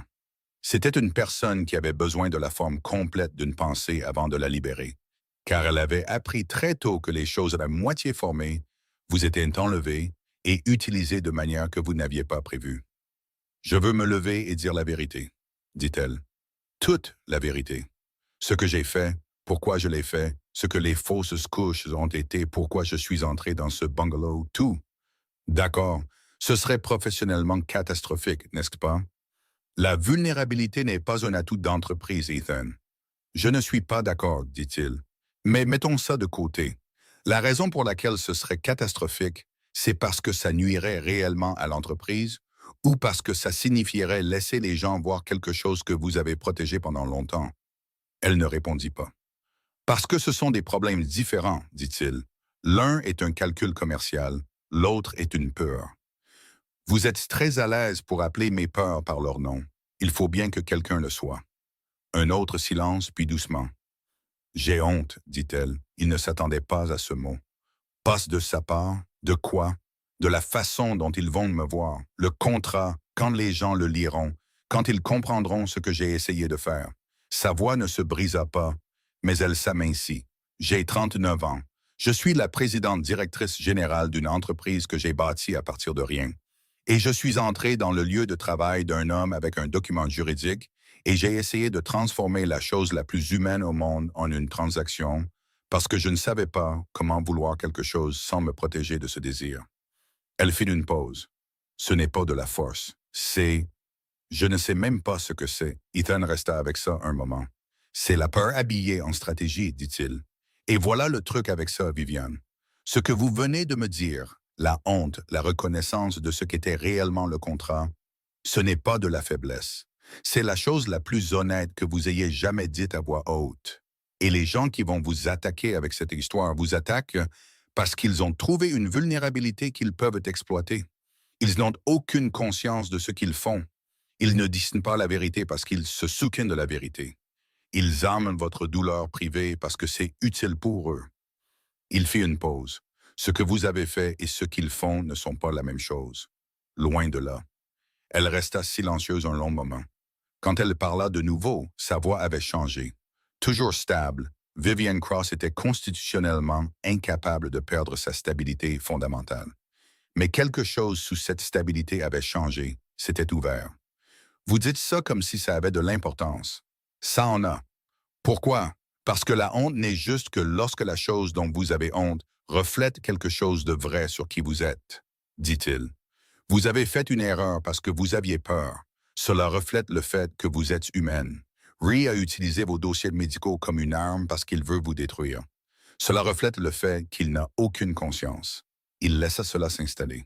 Vous n'avez pas à porter son comportement et votre erreur comme le même poids. Ce ne sont pas la même chose. La ligne était silencieuse. Quelque part en arrière-plan, où qu'elle soit, il entendit une horloge, un tic-tac profond et résonnant, du genre qui vient d'un vieux meuble. Quelque chose d'hérité ou choisi pour sa permanence. J'ai essayé de trouver de quoi faire, mon feu, dit-elle finalement. Depuis 12 heures, je passe en revue tous les scénarios juridiques, de communication, de gestion du conseil d'administration et de narration publique. J'ai cartographié tous les mouvements possibles. Et, et je ne sais pas quelle est la bonne réponse. Elle fait d'une pause. Ça ne m'arrive pas. Ça arrive à tout le monde. Pas à moi. Pas en 12 ans de direction de cette entreprise. Alors peut-être que celle-ci est différente, dit-il. Peut-être que celle-ci n'a pas de bonne réponse stratégique. Peut-être qu'elle a juste une réponse vraie. Elle ne répondit pas immédiatement. Je dois réfléchir, dit-elle. Je sais réfléchir. Il fit une pause. Mais Viviane, quelle que soit votre décision concernant la déclaration, la stratégie, tout ça, ne les laissez pas vous rendre plus petites que vous n'êtes pendant que vous décidez. Ils ont mis vos dossiers médicaux dans un article de presse. Ce n'est pas un débat sur votre jugement. C'est une atteinte à votre vie privée. Ne perdez pas de vue ce qui se passe réellement. Vous êtes très lucide pour quelqu'un qui ne m'a rencontré qu'il y a 3 semaines. Les ingénieurs aiment les lignes de vue claires, dit-il. Trop de désordre rend difficile de voir où va la charge. Elle fit un bruit, presque un rire. Le vrai, celui qui ne faisait surface que lorsqu'elle était trop fatiguée ou trop déséquilibrée pour le retenir. Il avait fini par comprendre que ce rire était une sorte d'indicateur, un signal qu'il avait dépassé quelque chose. « Dormez un peu, dit-il. Vous avez un conseil d'administration à gérer demain. Je vais essayer. » Une pause. « Ethan. »« Oui. Merci. » Elle le dit simplement, sans la légère raideur que les mots portaient parfois dans sa voix. La tension résiduelle de quelqu'un qui n'avait pas grandi en remerciant facilement. Juste simplement. « Je le pense vraiment. » « Je sais que oui, dit-il. Bonne nuit, Vivien. Bonne nuit. » Il ferma l'ordinateur portable. Il resta assis dans une cuisine un moment, dans le silence particulier d'une maison où un enfant dort et où le monde extérieur fait ce que le monde fait, continuant sans permission, sans se soucier de ce pourquoi vous êtes prêt. Et il pensa à ce que cela signifiait qu'il avait passé les 12 dernières heures plus préoccupé par Vivian Cross que par son propre nom dans une nouvelle nationale. C'était une information. Il la classa. Le lendemain matin, avant la réunion du conseil d'administration, avant la stratégie de communication, avant que toute la machinerie de la gestion de crise ne se mette en marche, Vivian Cross fit quelque chose que personne dans son équipe n'avait anticipé et que son directeur de la communication décrivit plus tard comme professionnellement terrifiant et pourtant complètement juste. Elle a publié une déclaration sur sa page professionnelle personnelle. Pas un communiqué de presse, pas une communication d'entreprise, une déclaration écrite à la première personne. Il s'éclaircit la gorge en anglais simple, sans l'atténuation prudente d'un examen juridique. Elle disait en entier, « Il y a 14 mois, j'ai vécu ma 2e fausse couche. Je n'en ai pas parlé publiquement car je croyais que la douleur privée n'était pas pertinente pour la performance professionnelle. Je crois toujours en l'importance des limites professionnelles. Je ne crois pas que mes dossiers médicaux gagnent leur place dans un article de presse publié sans mon consentement. Ce que j'ai fait il y a 3 semaines, c'est de contacter quelqu'un dans l'espoir de créer une voie à suivre que je ne gérais pas bien seul. J'ai mal structuré cette tentative. J'ai essayé de me protéger de la vulnérabilité en l'enveloppant dans de la paperasse. C'était une erreur de jugement, pas d'intention. La personne dont la vie privée a également été affectée par cette histoire est un homme bon qui a géré ma très mauvaise approche avec plus de grâce que je ne le méritais. Il n'a rien à se reprocher. J'aurais plus à dire sur la distribution non autorisée de dossiers médicaux privés par les voies légales et appropriées. C'est tout. À 10 heures du matin, elle avait été partagée 40 000 fois. À midi, 3 femmes éminentes de la technologie et de la finance avaient publiquement approuvé sa déclaration et partagé leurs propres expériences de perte de grossesse. À 14 heures, l'équipe juridique de Daniel Rhee avait publié une déclaration préventive niant toute implication dans la fuite, ce qui était le type de déni spécifique qui indique la conscience d'une exposition juridique imminente. Ethan lut la déclaration à 7h15, debout dans sa cuisine, Sophie encore à l'étage se préparant pour l'école. Il la lut 2 fois, puis il posa son téléphone face contre le comptoir et resta très immobile un moment. Elle l'avait fait. Elle s'était tenue droite au milieu de la chose qui était censée la réduire. Et elle avait dit la vérité. Pas toute la vérité, pas tous les détails, mais la vérité essentielle, la vérité porteuse. Et elle ne les avait pas laissés la rendre petite. Son téléphone vibra. Il le retourna. Un texto de Vivien. 3 erreurs dans la réponse juridique qu'ils viennent de publier. Leur avocat panique. Nous les tenons. Il sourit. Puis, sous ce premier texto, un second arriva. Plus court, d'un ton différent du premier. Moins de PDG, plus Vivienne. La Vivienne qui tenait une tasse de café à 2 mains et regardait une enfant de 8 ans marquer un but avec quelque chose d'inattendu sur son visage. Il disait « J'ai dit la vérité à voix haute. Vous aviez raison. C'était terrifiant. Je vais bien. » Il répondit « Je sais. Vous aviez raison aussi. » Elle renvoya « À propos de quoi ?» Il regarda cette question un moment, puis il écrivit « Les connexions sont le point essentiel, pas les étoiles. » 3 points apparurent, disparurent, apparurent de nouveau. Puis, ouais, c'est ça. Sophie descendit avec son sac à dos, sa boîte à lunch et son livre sur la file qui parlait au bâtiment. Et elle regarda son père debout au comptoir de la cuisine, tenant son téléphone avec une expression spécifique sur son visage qu'elle n'avait pas vue depuis très longtemps. « Ça va, papa ?» demanda-t-elle. Il regarda sa fille. « Ouais, ma puce, dit-il. Je vais bien. » Elle l'étudia pendant 2 bonnes secondes avec ses yeux sombres et perspicaces. « Tu souris à ton téléphone, dit-elle. »« Oui. C'est nouveau. »« C'est vrai, acquiesça-t-il. » Sophie réfléchit à cela. Puis elle prit de sa boîte à munch, se déclara prête et se dirigea vers la porte avec le but déterminé de quelqu'un qui a des endroits où aller et des systèmes à maintenir. Ethan mit son téléphone dans sa poche et la suivit dehors dans la matinée, et la journée s'ouvrit devant eux. Claire, froide et pleine de choses encore à décider, encore à construire, encore à comprendre. Mais la fondation, pensa-t-il, tenait bon. C'était le point de départ. L'affaire judiciaire contre Daniel Rhee avança plus vite que quiconque ne l'avait prévu. C'était ça, le truc avec les gens qui opéraient avec précision et sans conscience. Quand ils devenaient négligents, ils le devenaient complètement. L'ancienne assistante qui avait copié les dossiers médicaux de Vivienne l'avait fait en utilisant un appareil de l'entreprise sur un serveur de l'entreprise via un point d'accès qui laissait une trace horodatée si nette qu'elle aurait pu être une confession signée. L'équipe juridique de Rhee passa 2 semaines à essayer de créer une distance entre leurs clients et la violation. Ils échouèrent. À la 3e semaine de novembre, Rhee Holdings avait émis une offre de règlement que les avocats de Vivienne décrivirent comme substantielle et que Vivienne elle-même décrivit lors d'un appel téléphonique à Ethan un mardi soir comme n'étant pas assez, mais suffisante. « Vous l'acceptez ?» demanda-t-il. « Je l'accepte, dit-elle. Non pas que je ne pourrais pas gagner plus au tribunal. Je le pourrais, mais un procès prend 2 ans et coûte une attention que je ne veux pas consacrer à Daniel Rhee. Je préférerais mettre cette énergie dans quelque chose qui construit réellement quelque chose. C'est là que vous ressemblez le plus à vous-même, dit-il. Une pause. Qu'est-ce que ça veut dire?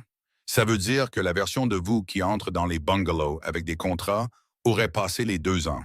La version de vous qui s'est présentée à un match de football un samedi matin fait un calcul différent. Elle resta silencieuse un moment. Puis, quand avez-vous commencé à pouvoir faire la différence? Probablement au moment où vous avez laissé ma fille vous expliquer la distribution de la charge pendant 20 minutes et que vous lui avez posé des questions de suivi. Elle avait raison sur la configuration des câbles. Je sais qu'elle avait raison. Ce n'est pas le sujet. Alors quel est le sujet? Le sujet, dit-il, c'est que vous ne la gériez pas, vous l'écoutiez. Il y a une version de vous qui aurait souri poliment et serait passée à autre chose. Vous ne l'avez pas fait. Vous êtes resté dans la conversation parce que vous le vouliez. Il fit une pause. C'est de cette version que je parle. La ligne était silencieuse. Vous faites très attention, dit-elle finalement. Ingénieur en structure, dit-il. C'est le travail. Le règlement a été annoncé discrètement un vendredi après-midi. Une déclaration conjointe d'une neutralité juridique si délibérée qu'elle ne disait presque rien tout en confirmant tout ce qui était important. Rhee a publié une reconnaissance soigneusement formulée de la mauvaise gestion de l'information. Cross Capital a annoncé un don au nom de Vivienne à une fondation soutenant les femmes victimes de perte de grossesse. Le directeur de la communication a qualifié cela de masterclass en récupération narrative. Vivienne a qualifié cela de terminé et est passée à autre chose. Ce à quoi elle est spoilée a surpris tout le monde dans son équipe de direction et n'a surpris personne qui avait prêté attention à la forme réelle de sa vie au cours des 6 dernières semaines. Elle a restructuré son emploi du temps, pas de façon spectaculaire. Vivienne Cross était constitutionnellement incapable de faire quoi que ce soit qui réduise son efficacité. Et personne qui travaillait pour elle n'aurait toléré une présidente directrice générale qui décidait soudainement que les réunions du conseil d'administration étaient moins importantes que les engagements personnels. Mais elle a créé des marges. Elle a cessé de prendre des appels après 20 heures, sauf en cas d'urgence réelle, avec une définition écrite spécifique de ce qui constituait une urgence réelle. Elle a déplacé 2 revues hebdomadaires aux matinées, ce qui a libéré les vendredis soirs. Elle a bloqué les samedis matins sur son calendrier avec une note qui disait simplement indisponible. Et son assistant, qui travaillait pour elle depuis 6 ans et pensait avoir tout vu, a fixé cette note pendant 1 minute entière avant de l'accepter. Ethan remarqua ces changements non pas parce qu'elle les annonça. Elle ne le fit pas, mais parce qu'elle était simplement présente d'une manière qu'elle ne l'avait pas été auparavant. Présente au football du samedi, qui était devenu un rendez-vous régulier. Présente à la table de la cuisine les jeudis soirs, où une habitude de dîner s'était établie si organiquement qu'aucun des 3 n'aurait pu identifier exactement quand cela avait commencé. Présente dans le monde de Sophie d'une manière sur laquelle Sophie, avec son évaluation précise et non sentimentale de tout, avait commencé à compter avec la certitude tranquille de quelqu'un ajoutant un nouvel élément structurel à un design sur lequel elle travaillait depuis un moment. Sophie n'en a jamais fait toute une histoire. C'était la manière de Sophie. Elle a simplement incorporé Vivienne dans l'architecture de sa semaine. De la même manière qu'elle a incorporé son système de livres, sa routine d'équipement de football et sa carte des étoiles, méthodiquement, délibérément, sans sentimentalité, mais avec un soin profond et sincère. Un jeudi soir de décembre, Ethan nettoyait la cuisine après le dîner, pendant que Sophie montrait à Vivienne une nouvelle section qu'elle avait ajoutée à la carte des étoiles. Une branche reliant la biologie marine à la science des matériaux par le problème spécifique de la résistance à la pression en eau profonde. Et il pouvait entendre les 2 parler dans ce salon. La voix de Sophie, rapide et certaine. La voix de Vivien, posant le genre de questions qui faisait réfléchir Sophie plus profondément plutôt que de simplement confirmer ce qu'elle savait déjà. Et il se tenait à l'évier, l'eau coulant, et comprit avec la clarté tranquille de quelque chose qui était vrai depuis un moment avant que vous ne le nommiez, qu'il était amoureux de Vivienne Cross. Pas de la manière urgente et désorientante qui surprend parfois les gens. De la manière plus lente, plus profonde, la manière dont une charge s'installe dans une fondation. La manière dont l'eau trouve le niveau auquel elle appartient. Cela se construisait depuis des semaines. Cela se construisait probablement depuis le café de la rue Triomphe quand elle avait dit « J'ai peur », avec la précision de quelqu'un qui n'avait pas dit cette phrase depuis des années. Et debout à son évier de cuisine un jeudi de décembre, avec le son de la voix de sa fille dans l'autre pièce, il a simplement reconnu ce qui était vrai depuis un moment et l'a laissé être vrai sans panique. Il s'essuya les mains, il se dirigea vers l'embrasure de la cuisine. Vivienne était assise en tailleur sur le sol devant la carte des étoiles de Sophie, ce qu'il ne l'avait jamais vu faire auparavant. Vivienne Cross, la présidente directrice générale, s'asseyait sur des chaises avec une précision droite et se déplaçait dans les espaces avec le calme délibéré d'une femme qui avait appris à occuper exactement l'espace qu'elle voulait et pas plus. Mais là, elle était par terre, le menton dans une main, suivant le marqueur de Sophie le long d'une ligne rouge qui reliait la physique atmosphérique à la résonance structurelle.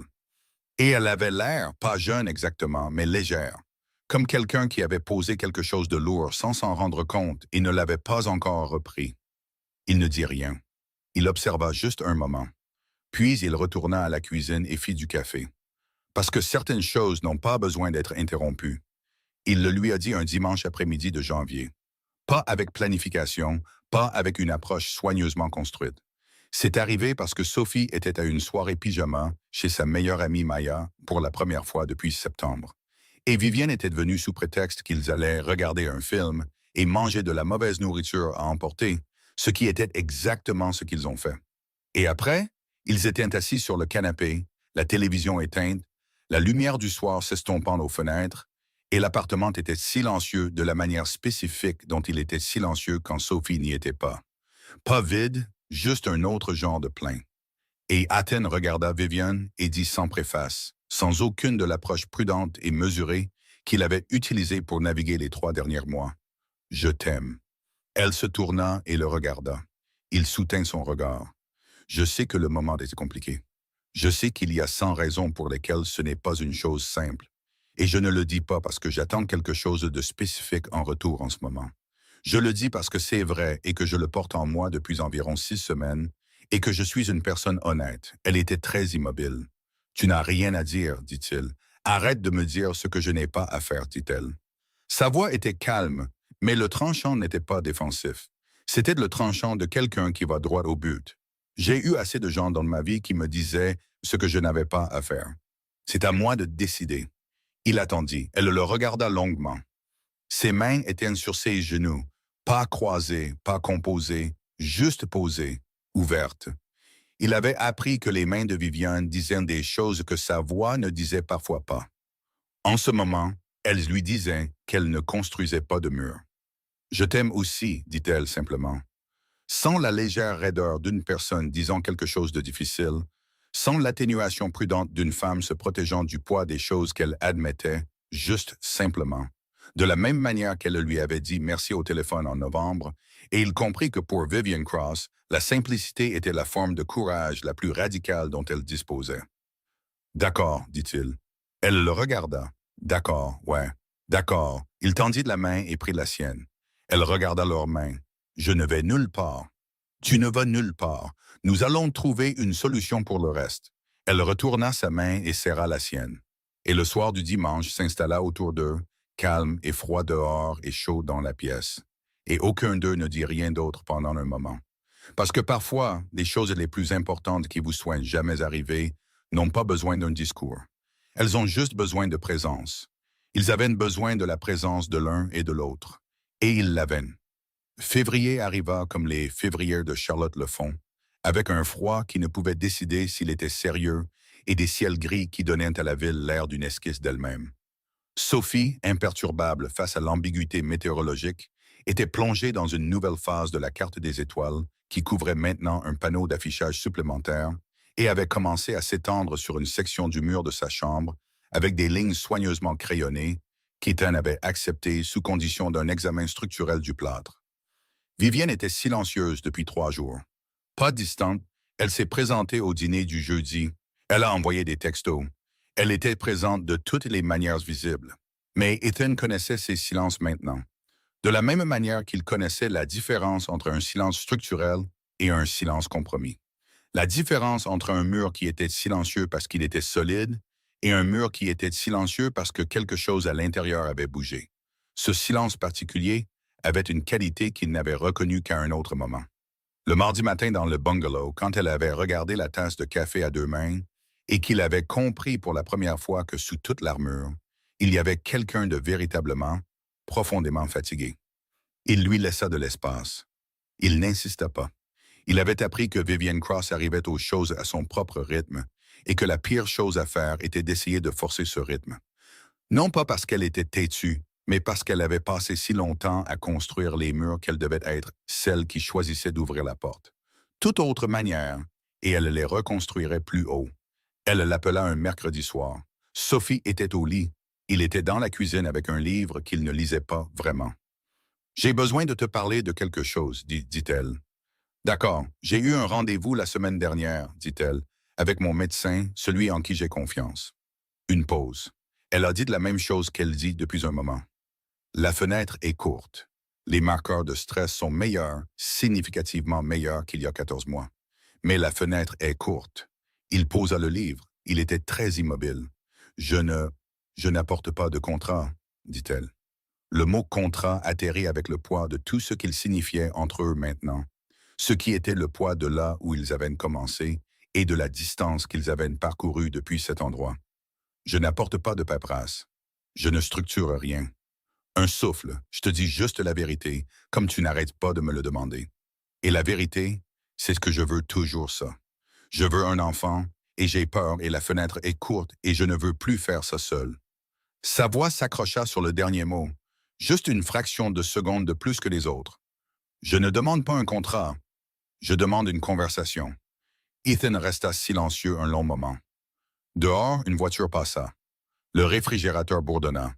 La lumière de Sophie était éteinte sous sa porte. L'appartement retenait son souffle. « Dis-moi de quoi tu as peur, dit-il. Que je le perde à nouveau, dit-elle. Que mon corps ne... que ça ne marche pas, que je traverse ça et que je sois... » Elle s'arrêta. « J'ai été seul les autres fois, les deux. Je les ai gérés comme je gère tout. J'ai baissé la tête et j'ai géré et j'étais... » Une pause, prudente et honnête. J'étais dévasté et j'ai géré quand même et je ne veux plus gérer. Je veux que quelqu'un se tienne à côté de moi, là-dedans, quoi que ce soit. Alors je me tiendrai à côté de toi, dit-il. Le silence qui suivit n'était pas vide. Il était plein, plein de tout ce que ces mots signifiaient venant d'un homme qui avait enterré sa femme, élevé sa fille seule et s'était reconstruit de l'intérieur pendant 3 ans d'efforts silencieux et acharnés. Un homme qui ne faisait pas de promesses qu'il ne pouvait pas tenir et qui avait passé assez de temps avec le deuil pour comprendre exactement ce qu'il offrait en offrant de se tenir aux côtés de quelqu'un dans l'épreuve. « Ethan, dit-elle, je sais ce que je dis, dit-il. Je ne suis pas. Je comprends ce que cela signifie. Je comprends que ça pourrait mal tourner. Je comprends la biologie, le risque et l'histoire. Je comprends que nous construisons quelque chose de réel ici et que l'ajout à cela change considérablement la distribution du poids. » Il fit une pause. « Je comprends aussi que certaines structures sont destinées à supporter plus que ce que vous aviez initialement conçu. Et la bonne réponse à cela n'est pas de réduire la charge, c'est de faire confiance à la fondation. » Elle ne parla pas pendant un moment. Quand elle le fit, sa voix avait la qualité qu'elle prenait parfois tard dans la nuit, quand elle était assez fatiguée pour arrêter de se censurer. Ouverte, sans défense et entièrement, complètement réelle. « Tu sais quelle est la partie la plus difficile de tout ça? » dit-elle. « Pas de la biologie, pas le risque professionnel, pas même la peur de la perte. Qu'est-ce que c'est? Croire que je mérite ça, dit-elle. Croire que je suis quelqu'un qui a le droit d'avoir ça. Pas comme une transaction, pas comme une stratégie, juste comme une personne qui a le droit d'avoir une famille qui l'aime. » Il était silencieux. « J'ai passé si longtemps à construire des choses, dit-elle. Des bâtiments, des entreprises, des stratégies, et j'étais si doué pour ça. Et je pense qu'à un moment donné, je me suis convaincu que si j'étais assez doué pour construire, je n'aurais pas besoin de l'autre partie. La partie que l'on ne peut pas concevoir. » Sa voix était stable, mais la stabilité avait maintenant un léger tremblement. Le tremblement spécifique d'un mur qui a tout supporté et qui a enfin la permission d'en déposer une partie. « Je pense que je me suis convaincu que j'avais dépassé le besoin d'amour par l'ingénierie. »« Comment ça marche? » dit-il doucement. Elle fit un bruit, le vrai rire, celui qu'elle ne se donnait plus la peine de réprimer avec lui. Il sortit au milieu du tremblement, ce qui le fit sonner comme quelque chose qui se brise pour laisser entrer la lumière. « Terriblement, dit-elle. Ça marche terriblement mal. »« Bien, dit-il. Alors nous sommes sur la même longueur d'onde. » Il pouvait entendre sa respiration ralentir. Il pouvait sentir à travers le téléphone la qualité spécifique d'une personne qui s'installe dans quelque chose. Pas de la résignation, pas de la défaite, mais l'aisance particulière d'une personne qui s'est tenue à distance de ce qu'elle veut et qui s'est finalement permis d'avancer. « Viens ce dîner vendredi, dit-il.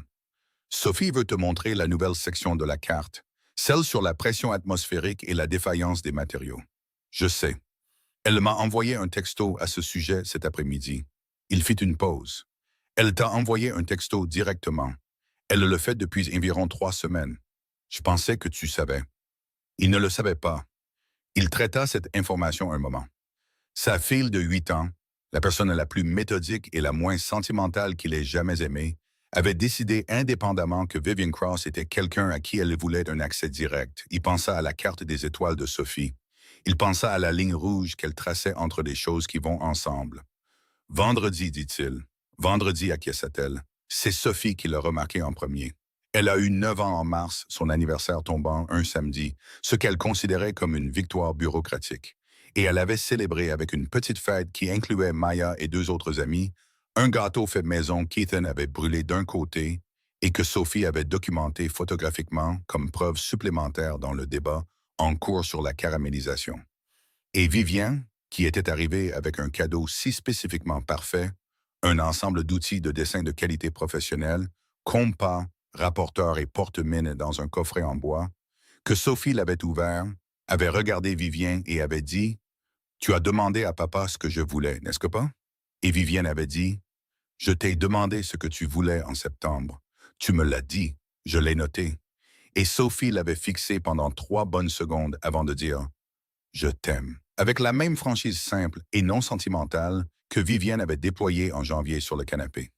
Et Vivienne était devenue très immobile, de la manière dont elle devenait immobile quand quelque chose passait à travers l'armure, et Ethan avait trouvé quelque chose d'extrêmement intéressant à regarder de l'autre côté de la pièce, jusqu'à ce qu'il soit sûr que son visage était de nouveau sous contrôle.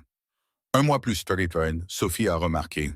Elle a remarqué de la manière dont elle remarquait tout, sans annonce, sans drame, avec l'attention calme et précise de quelqu'un qui a construit toute sa compréhension du monde sur l'exactitude de l'observation.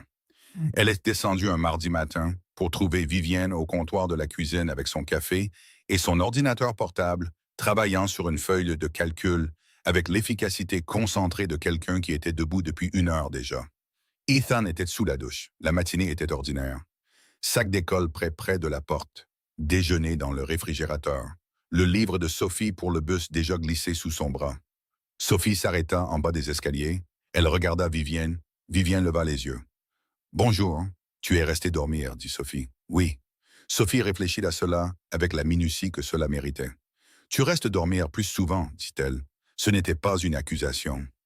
C'était une observation livrée avec le même ton qu'elle utilisait pour noter que la charge sur une poutre particulière avait augmenté d'un facteur de 2. « C'est vrai, dit Vivien. Est-ce que ça va être permanent? » Vivienne soutint le regard de Sophie. Elle ne dévia pas. Elle ne géra pas la conversation vers une réponse plus sûre. Elle avait appris au fil des mois passés dans l'orbite de Sophie que Sophie Cole ne répondait pas bien à une manipulation prudente. Elle répondait à l'honnêteté, à l'exactitude et au respect d'être informée de la vérité. « J'espère bien, dit Vivienne, si ça te va. » Sophie y réfléchit vraiment. La fille d'Ethan, debout en bas des escaliers, son livre sous le bras, son esprit organisé, faisant le calcul complet. « Tu fais mieux les œuvres que papa, dit-elle finalement. J'ai eu plus de pratique, et tu écoutes vraiment quand j'explique des choses. Tu ne te contentes pas de hocher la tête. Hocher la tête sans écouter est une perte de temps pour tout le monde. » Sophie hocha la tête une fois, un hochement décisif, un hochement concluant, le hochement de quelqu'un qui clôt un calcul. « D'accord, dit-elle. Alors, ouais, ça peut être permanent. » Elle prit son déjeuner dans le réfrigérateur et se dirigea vers la porte. Vivien resta assise au comptoir de la cuisine et regarda l'espace que Sophie venait d'occuper et sentit quelque chose lui traverser la poitrine. Pas l'émotion contrôlée et gérée qu'elle s'était entraînée à traiter efficacement, mais la vraie chose, la chose indisciplinée, la chose qui ne cadrait pas parfaitement avec aucun cadre qu'elle avait jamais construit. Cela la traversa comme le temps, comme le deuil qu'elle avait porté seule à travers 2 pertes et n'avait jamais laissé personne voir. Sauf que c'était le contraire du deuil. C'était ce que le deuil devenait quand on lui donnait enfin un endroit sûr où aller. Elle était encore assise avec ça quand Ethan entra dans la cuisine. Il regarda son visage. « Ça va? » « Sophie vient d'approuver l'arrangement permanent, dit-elle. Il fit une pause, puis un lent sourire se dessina sur son visage. Pas le sourire prudent et mesuré d'un homme gérant son propre espoir, mais le vrai, le grand ouvert, le sourire d'un homme qui avait porté quelque chose de lourd pendant longtemps et venait de sentir le poids se déplacer. Elle l'a fait, hein? Elle a dit. J'écoute quand elle explique les choses. Un grand compliment de la part de Sophie Cole. J'en suis conscient. Viviane le regarda. Elle a dit, tu n'écoutes pas, tu hoches juste la tête. J'écoute absolument. Elle l'a documenté. Bien sûr qu'elle l'a fait. Il se versa son café. Il s'assit en face d'elle au comptoir. Il la regarda, cette femme précise, blindée, brillante, qui s'ouvrait lentement, qui était entrée dans son bungalow avec un contrat et en était repartie avec un mauvais café. Et quelque part entre ces deux moments, elle était devenue la personne la plus importante de sa vie en dehors de sa fille. Et à certains égards à cause de sa fille, et à tous égards à cause de qui elle était, sous tout ce qu'elle avait construit pour protéger qui elle était. Comment te sens-tu? Elle le regarda. À propos de quelle partie? De tout. Elle y réfléchit. Vraiment, pleinement. De la manière dont elle faisait tout maintenant, avec toute la vérité plutôt que la portion gérable de celle-ci. Effrayée, dit-elle, pleine d'espoir, reconnaissante, elle fit une pause. Présente, elle dit le dernier mot comme quelqu'un qui en teste le poids, le trouvant solide. Je me sens présente pour la première fois depuis très longtemps. J'ai l'impression d'être réellement dans la vie que je vis au lieu de la gérer à distance. Il tendit la main par-dessus le comptoir et prit la sienne. Elle la serra. Un jeudi soir de fin avril, Vivian Cross se tenait dans la cuisine de ce qui était de plus en plus, en pratique, sa maison autant que celle d'Ethan. Bien qu'aucun d'eux n'ait encore dit cela à voix haute, car certaines vérités sont vécues avant d'être nommées. Et elle lui dit qu'elle avait fait le test ce matin-là. Elle s'était assise dans la salle de bain de son propre appartement, qu'elle maintenait encore techniquement. L'appartement où sa maillette en cuir vivait toujours dans le placard de l'entrée, et où elle gardait encore des vêtements dont elle avait de moins en moins besoin. Et elle avait tenu le test, et elle avait regardé le résultat, et elle n'avait pas bougé pendant très longtemps. Elle est allée chez Ethan, elle n'a pas appelé d'abord, elle a frappé à la porte, et Sophie a répondu et a dit « Viviane est là, papa », avec la familiarité facile d'une enfant pour qui c'était juste un mardi. Et Ethan est venu du salon, a jeté un coup d'œil à son visage et a dit « Sophie, peux-tu nous donner quelques minutes ?» Et Sophie, qui comprenait les nuances mieux que la plupart des adultes, a rassemblé son livre et est montée à l'étage sans un mot. Ils se tenaient dans la cuisine. Viviane posa le test sur le comptoir entre eux. Ethan le regarda. Il devint très immobile, de la manière dont il devenait immobile quand quelque chose était assez significatif pour nécessiter toute son attention structurelle. Puis il leva les yeux vers elle. Ses yeux brillaient. Elle se tenait prudemment.